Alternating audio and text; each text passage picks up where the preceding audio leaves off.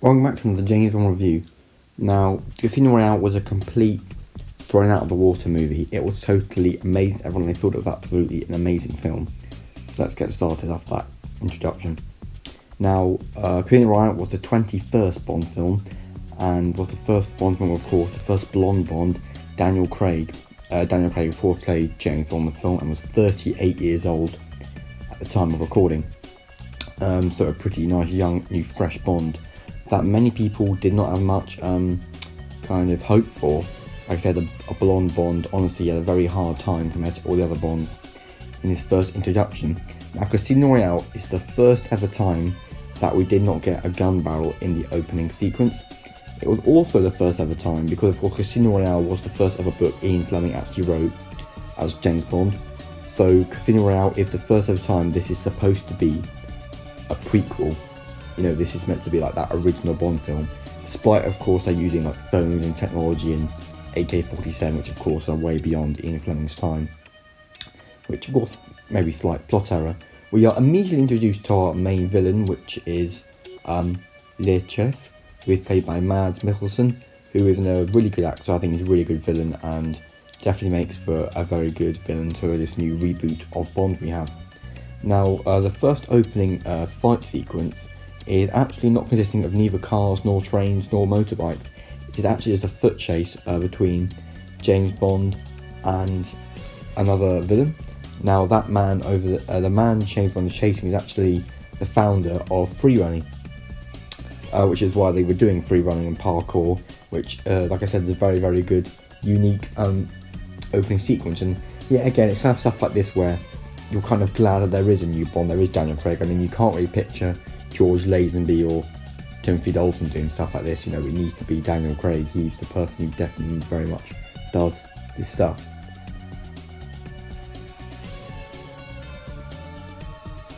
It really is a very thrilling opening sequence with great stunt action, great choreography of fighting.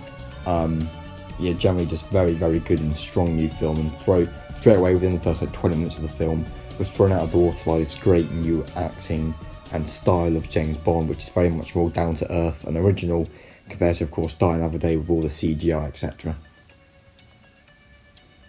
And however, funnily enough, during this whole sequence, the James Bond theme isn't actually played once. Well, again, this idea of Casino Royale is, of course, Ian Fleming's original book, so they are trying to make it kind of original-like as possible. That James Bond hasn't quite got his formula right yet. And it isn't at this fight sequence when he's in Madagascar, he hasn't got his 007 status just yet.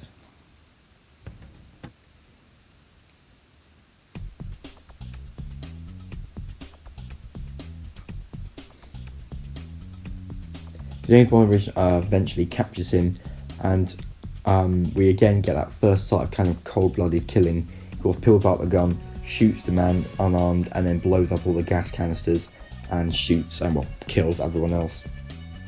Judi Dench does make a return as M, which many people were shocked by, of course, again, that reboot of Bond, but I actually really quite like it, again, linking this new Bond with the old. Again, that this is the same James Bond we saw in Doctor No, License to Kill, Man with the Golden Gun, etc. You know, this is all the same character.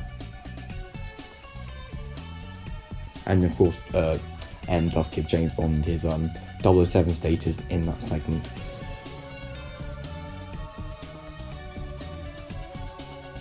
So using that, the phone and the tracking computer, they work out where Lechev is staying in the hotel, and James Bond, of course, still being, like I said, James 38 years old, is mistaken for someone who parks your car in a hotel, so that's a nice little touch they added there.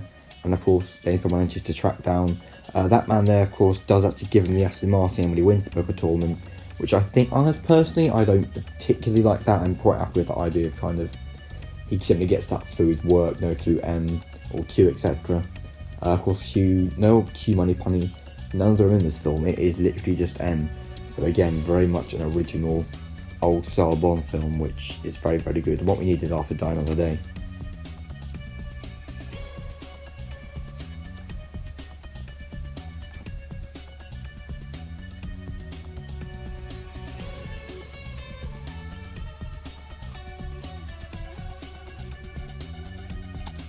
So then James Bond realises that there is another villain, another henchman, who is trying to blow up a plane. Not for any reason, there is for reasons, however, the plane was lost. The plane holds a lot of money for the stock market.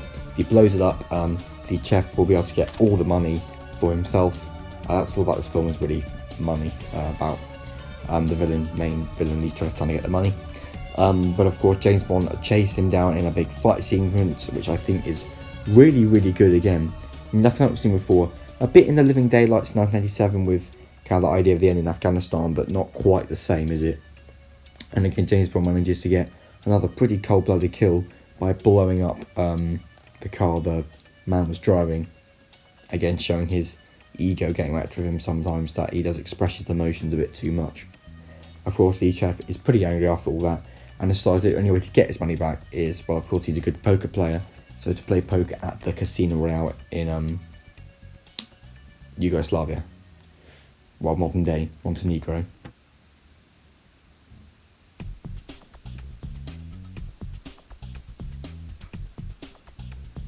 And of course, M informs Bond that he is also a pretty good poker player and assigns him this mission to go to Casino Royale and beat Letreff in Montenegro at the Casino Royale tournament, so he can not get all the money. Again, it's just a very, very simple idea, but I really like it. That this is just, again, a very much more down-to-earth Bond film, and very good little touches like that, which just make it, really, really original and simple but good. And of course, it's on the train in Montenegro that we are introduced to Vesper, played by Eva Green, which is probably the most famous James Bond girl out of all of them, because of course it's her story links basically all the Daniel Craig films together pretty much, because all the Daniel Craig films are kind of based around that idea of this hidden organisation and what's actually going on.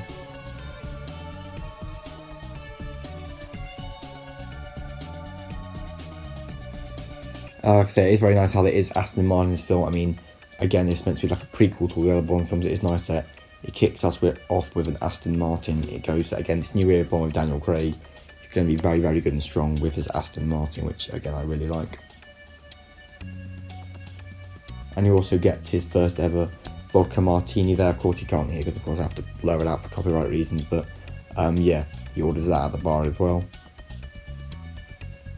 And of course, when he does meet Letreff, right away, they both know each other's intentions. You just kind of know that feeling, really, don't you? That they know who each of the other are. And yeah, they're just ready to try and beat each other, quite frankly.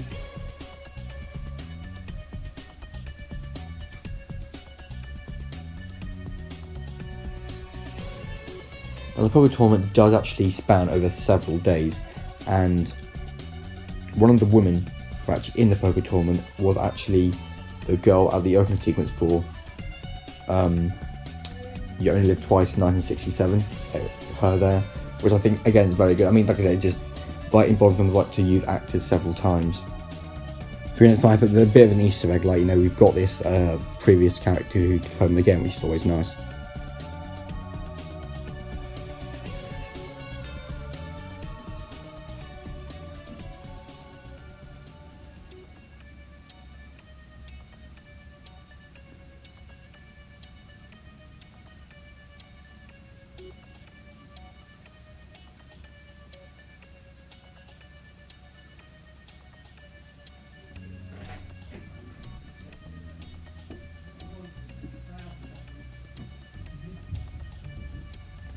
So whilst making the poker tournament, of course, Letreff isn't winning too much money, and of course, the secret organisation Bane doesn't know, working for, is getting pretty angry with him. But in that sequence, James Bond manages to fight all of them off, which is very, very interesting.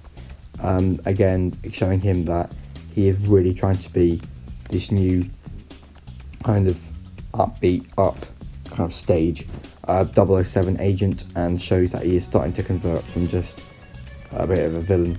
Well, not really villain, but, a bit of a just kind of person who kills people to an actual proper 007 and James Bond that we do indeed know. However, did for experience with all those men pretty traumatic, as we see here, that at the end of the day, James Bond is just a human being, and that he's not quite, again, he's very much a veteran. He's very much new to the 007 role, which he is, and so he finds it quite traumatic.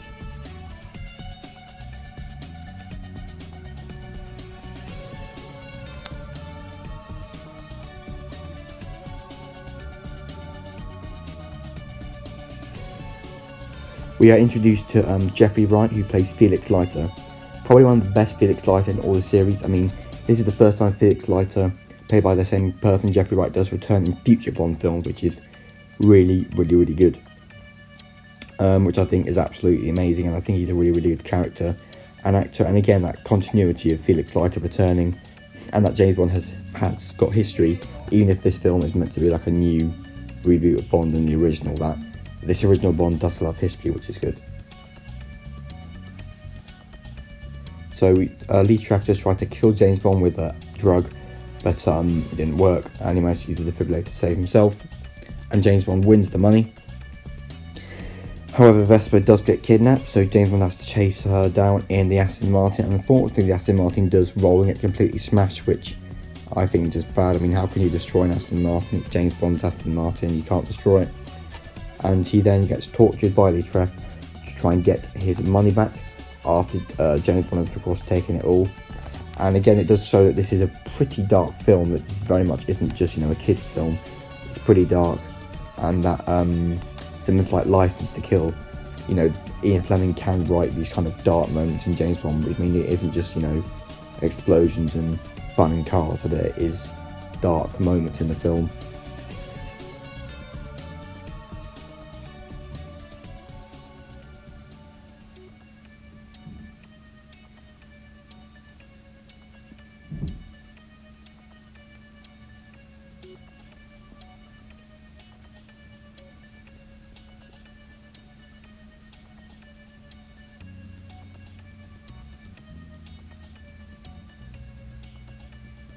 But he is actually in the end killed by Mr. White.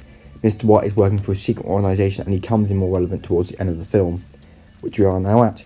So the ending of the climax of the film is in Venice, and M informed James Bond that Vesper is actually a double agent working for Mr. White and that secret organisation, which, again, completely throws him out of the water. I mean, never really has a Bond film gone against James Bond's back, at least not fully intentionally.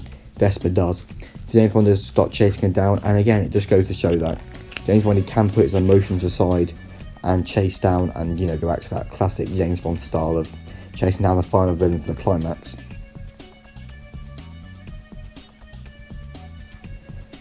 So Vesper is trying to give Lee Traff, kind of more of his henchmen the money.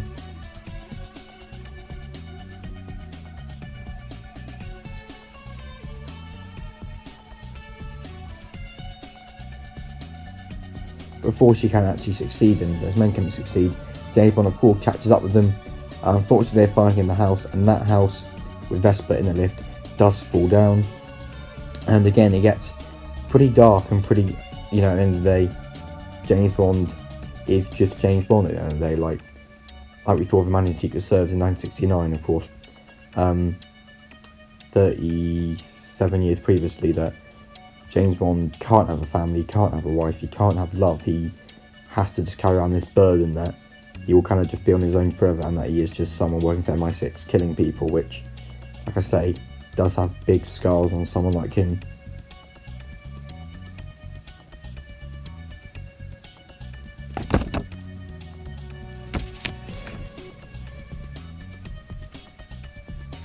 In the end, James Bond manages to put his ego aside and emotions aside and realise that he just needs to listen to M, do what she needs to do, and so he finds Mr. White for the ending of the film, and of course delivers that final line of "My name is Bond, James Bond," and then we finally get the music in the ending credits, which is they're called the classic James Bond 007 theme, which is very, very good. And again, like I said, it's just an amazing way to end the film, and because, like I said, the audience just cannot wait to see what this Daniel Craig is going to do. That, originally people hated him because he was like a blonde Bond, and now he's, some people say that this is the best Bond film and he is the best Bond. So honestly, it's really, really good. Thank you all for watching. I'll see you next time. Goodbye.